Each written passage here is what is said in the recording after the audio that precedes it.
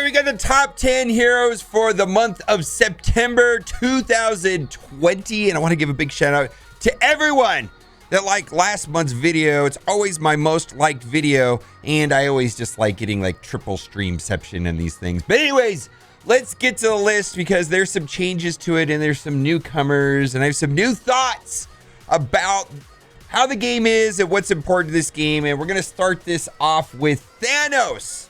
And I recently made the controversial decision to take THANOS to 7 red using promotion credits after I finished Dark Dimension 3.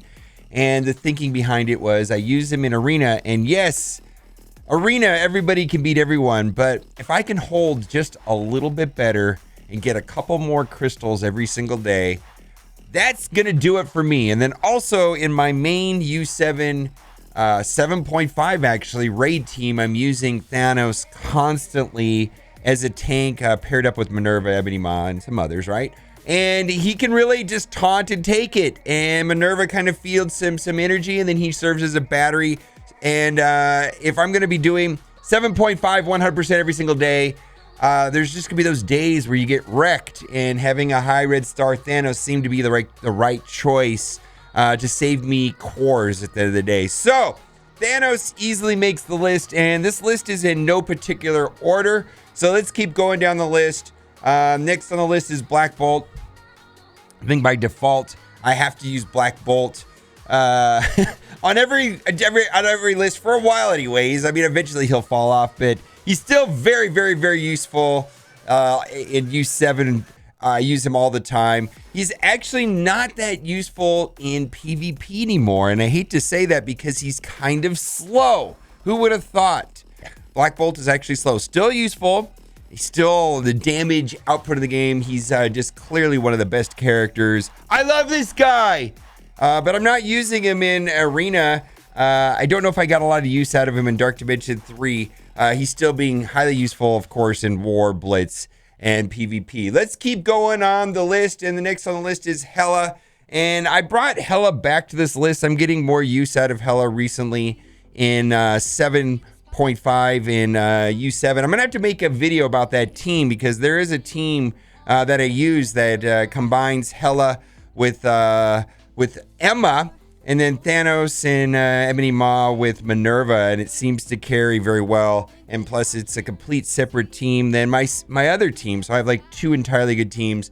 Hela really is all about Greg, and this is the first character on my list for the top 10 for this month, and I believe is one of the mandatory characters that I highly recommend for Dark Dimension 3. And it's all about Greg.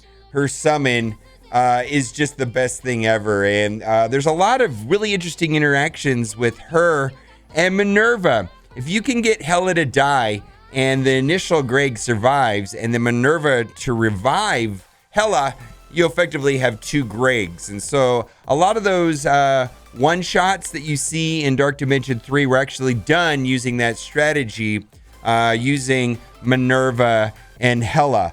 And getting double Gregs. And Hela's all about Greg. And plus I want to point out, you know, she is the pathway to 2 important legendary characters, Black Bolt and Phoenix. So she easily makes the list. Next, we have to talk about Mr. Sinister now. I want to say I thought about pulling him off the list. I thought about it. But the reason why I left him on the list is because I wanted to talk about something that might be happening here in the near future with ISO 8. Based on the last playtest of ISO 8 that I participated in, it looks like the clones for Mr. Sinister and the Dark Phoenix summon didn't get the benefits from ISO 8. This guy's clearly amazing. Marauders on Defense and War is over the top. There's a lot of Black Order counters in the arena using Mr. Sinister and Emma and villain mutants. So, of course, he's clearly a top-tier character. But I just wanted to point out that possibly, I know speculation, you know, they may have changed ISO 8 since then. But as of right now, the 2 characters on this list that I'm a little bit worried about, whether they're going to fall off of this list because of ISO 8, would be Mr. Sinister and Phoenix. Next, we have to talk about Symbiote Spider-Man. This guy is pretty much a must-have when it comes to Dark Dimension 3 and raids. Now, I didn't put Carnage on the list, but it's pretty hard to not talk about Symbiote Spider-Man without Carnage, and Carnage passive giving them crazy turn meter. Tons of uses for Symbiote Spider-Man pretty much in every single game mode except for Arena, and that is fine. And I also believe that symbiotes are going to be getting a boost with the introduction of 2 new symbiotes that are potentially on their way, according to the rumors. So the one thing that bothers me about Symbiote Spider-Man right now is we don't know where he's going to be available. The best guess is that he's going to appear in Milestone Orbs along with Coulson and Captain Marvel, but that hasn't been announced. We don't know the details on that yet. We were supposed to know this last Friday, but at least that's what we thought, but no announcement. But clearly, symbiotes in general need to be on the list, and Symbiote Spider-Man is kind of the lead symbiote at this time. Next, we have to talk about Yo-Yo, and I also thought about pulling Yo-Yo off the list, just because she is kind of a function of Black Bolt. Very useful. Now, in PvP, she kind of does her own thing. As long as she's not paired up with other protectors, her persistent offense down is quite good, and she definitely merits talking about. And she's also incredibly fast. So I thought about pulling her off the list. And the reason why I say that is because I actually have 12 characters on this list. And so I was like, oh, do I pull Yo-Yo and Mr. Sinister off the list? I was like, nah, I can't do that. It doesn't seem right. But let's keep going. Phoenix. Yeah, is Phoenix the best character of the game? Probably still the best character of the game.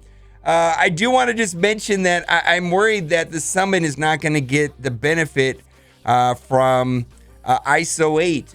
But, you know, I'm just speculating right here. She's just one of my favorite characters. She does so many good things.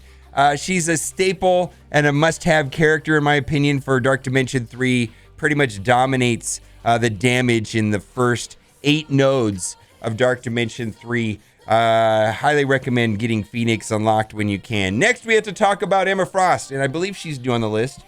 And I can't explain how important Emma is to everything right now for many different reasons. First of all, her health pool is through the roof. Absolutely through the roof.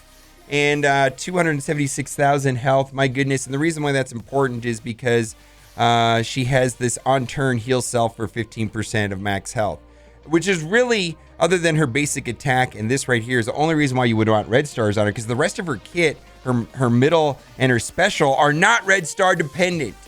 Minus 10% speed to all enemies is amazing, just right there. A persistent effect that just lowers the speed down on your enemies. Plus, she's putting out slow, and that's amazing. And then this is just a cleanse for their entire team with low cooldowns. And then this right here, low cooldowns, putting blind and nuking a character, basically. And then the blind still being on one of the characters on the board. And then pairing that up with Hela to spread it.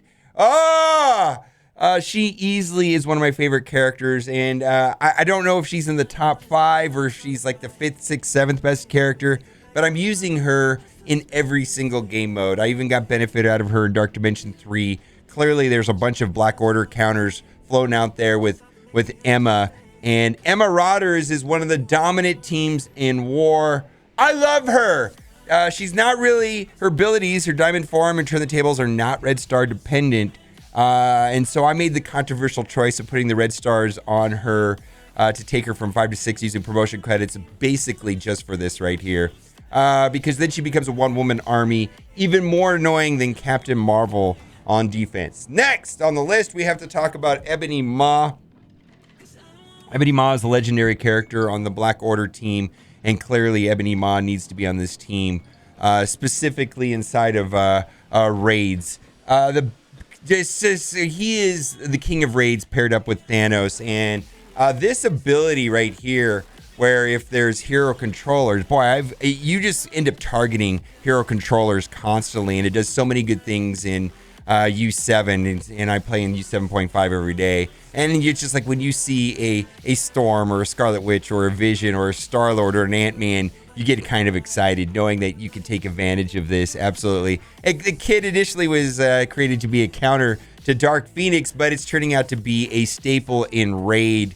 And he's a legendary character for Black Order. Clearly, Black Order is the best single faction offensive team, best defensive team inside of Arena, and very, very useful inside of War. And I'm getting use out of Ebony Maw in every single game mode, and he's also a staple kind of required character for Dark Dimension 3. And again, my list for the first run of Dark Dimension would be Phoenix, Ebony Maw, MINN-ERVA, Hela, Symbiote Spider-Man, and Carnage. A second run, you can add all kinds of other useful characters. You know, a lot of these characters on this list would make excellent second run characters, of course. But first run, gotta have Ebony Maw. Definitely a necessity inside of the Cosmic Node. And I know a lot of people just unlocked Ebony Maw this week. Congratulations if you did that. Carnage, I guess I did leave Carnage on the list. I just got to talk about this right here. I actually kind of wonder if this is an ability that'll get nerfed someday. But when somebody drops below 25% health, they fill speed bar by 30% for all symbiotes. This is like a hard counter to Hela because she summons the Greg. You can just target the Greg and you're netting out bunches of turn meter. A lot of fun when in PvP when Carnage is paired up with ZEMO and X23 and Emma. Oh my God! I guess I left him on the list. He's an honorable mention just because of this ability right here. And then keep in mind, I feel like we're gonna be getting 2 more symbiotes here in the near term, which who knows what that's gonna make them just bonkers where. I'm expecting we're going to get some Dark Dimension 4 or something. I don't know, but we'll see. Next, we have to talk about ZEMO. Now, ZEMO is not on my top 10. But I want to talk about him because I think he could be on the top 10. He's definitely like this highly useful character that's just crazy bonkers in PvP. And we're going to see how important PvP is. I don't know. Right now, it's kind of still not that big of a deal. But maybe it will be if we get started tournaments and things like that. ZEMO is just dominant in PvP and offense in War. We're seeing all kinds of crazy counters being constructed around ZEMO's kit and ZEMO's speed. Countering ASGARDIANs. Countering Marauders. A video might be coming out on that. Of course, minions, which would be Mercs, Shield, and I believe this guy can solo Red Skull almost by himself if you haven't paired up with a healer like Mantis. I made a video about that. Anyways, I just don't know if I could put him in the top 10 right now because clearly he's not getting used in Arena when Arena is dominated by one of 2 teams. I don't see him being like first run necessary for Dark Dimension 3. Maybe he's useful, sure, second run, something like that. And I'm personally not using him in U7.5, but I just wanted to talk about this guy because this is somebody that I wanted to give an honorable mention, but not on the list. And I should be getting him to 6 tonight. Anyways, let's keep going. MINN-ERVA, pretty much a staple character for Dark Dimension 2, Dark Dimension 3, and currently I am running her every day in 7.5, paired up with THANOS. It's kind of like BKT 2.0 is, I think, I don't know what that means. I'm sure there's a lot of people that have already tried to coin BKT 2.0, but because THANOS and MINN-ERVA, the team seems very familiar with healing up towards the end of the match, giving out a bunch of ability energy and coming on to the next node with max cooldowns. Seems to be how BKT used to feel, and that's because of THANOS and MINN-ERVA. And now it's being that we're going to be using Ebony Maw, and I personally like using Emma and Hela in this. I don't know what it's called. It seems like it feels like a second version of BKT. All right, and then lastly, we have to talk about ULTRON. ULTRON is a very good character still, no matter what. Plus, he does not have red stars. I can only imagine what he's going to be like if he gets red stars. He's being used as a counters to Marauders in War. He's actually okay in Dark Dimension 3. I would say he's a second run character for sure. he's useful inside of Raid 7.5. There's no denying that Ultron should be on the list. Absolutely. It's just that you know, there is a counter to him, and the counter to him is Black Bolt. And being that a lot of these other dominant teams, like the two dominant teams right now would be Marauders and Black Order. Well, the key thing there is that those two teams don't include Black Bolt, which just allows Ultron to go off. You know, of course, as you know, when the bots get out, it just runs over anything. All right, well, that is I think I talked about 13 characters right there, but there's a couple characters I think that were honorable mentions. But you get the idea. It's pretty close to a top 10. I got to title the video top 10 anyways, but these are God tier characters in my opinion. All right, guess what time it is?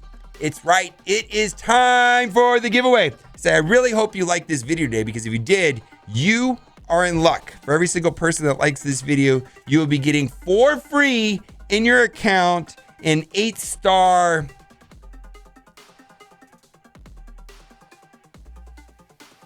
I got to give a big shout out to Nerdy. I believe somebody named Nerdy made this. This is Electro with my face holding some Cheese Whiz. This is the best thing I've ever seen in my entire life. Have you looked at her smile? She's kind of got a weird smile. I was trying to duplicate her smile. Anyways, 8-star mobile shocker, because I always call her Shocker instead of Electro. I never get. I'm the destroyer of words and the destroyer of names. All right, guys, thanks for watching and keep on gaming. And I'll see you next month for the same video. Bye.